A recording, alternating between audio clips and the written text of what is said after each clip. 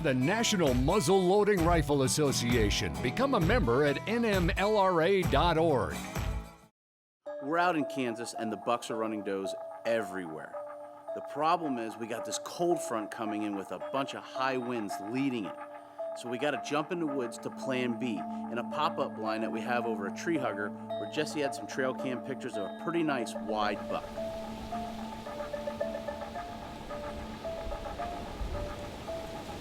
The 40-mile-an-hour wind they were forecasting finally blew in. We had to improvise quickly because we were seeing deer activity pretty much all day. Saw a great buck this morning.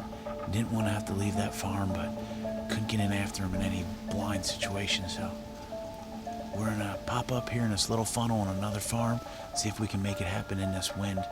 Time to rule the woods right here in Kansas. We honestly didn't expect much in those 40-mile-an-hour winds.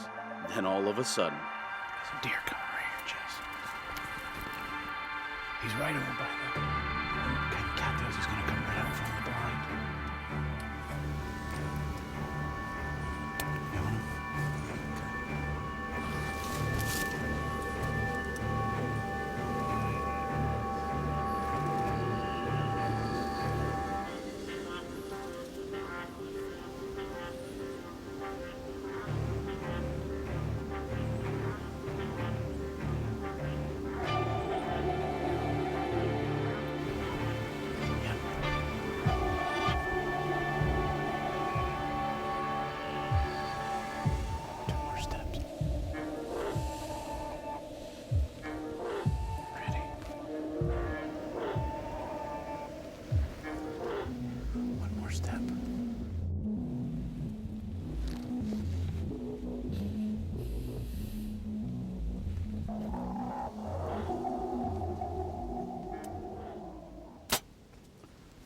him? Smoked him.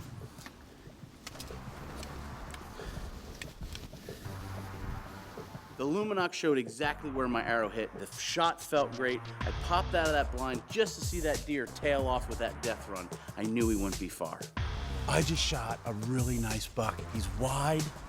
Wasn't real massive, but real nice and wide. Just a really good deer. He came right up this bottom, went right over to the tree hugger. We thought we'd suck the does in and he'd come in to check out the does, but he came right in. It was so textbook. We had a tree in front of us and we couldn't get him when I wanted to.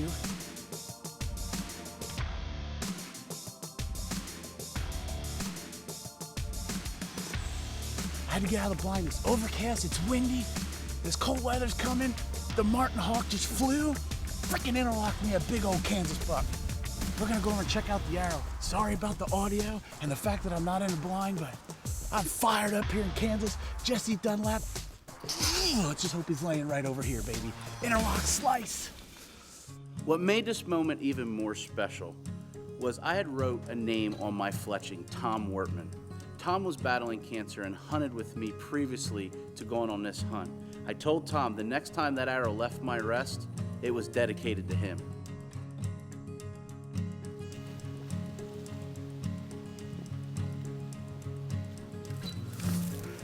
We're good, we're good.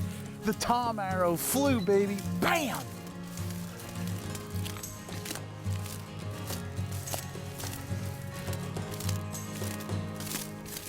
Bam! Bam! Holy smokes! There ain't no shrinkage this year, buddy. We got ourselves a Kansas. Woo-hoo-hoo-hoo! Big old 9 point. Oh my goodness. Thank you, good Lord. That is the first kill by the martin hawk. I was so excited to have my buck on the ground, but I wanted to share this moment with two people who made it all happen, Terry Dunlap and JD. I called them up and they came over and shared the moment with me. Well, we got them all tagged up, brought the trucks in with better lighting, and there he is.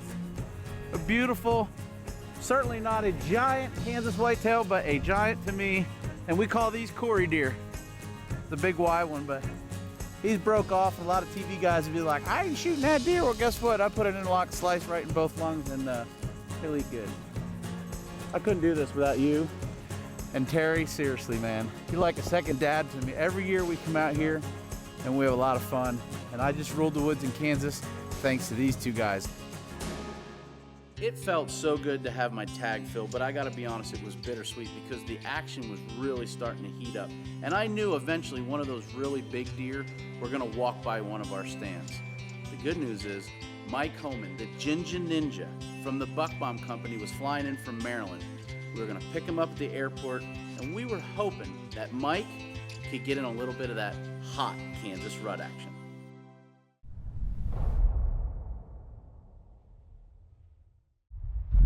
Innerloc's Outthere is brought to you by Outdoor Edge.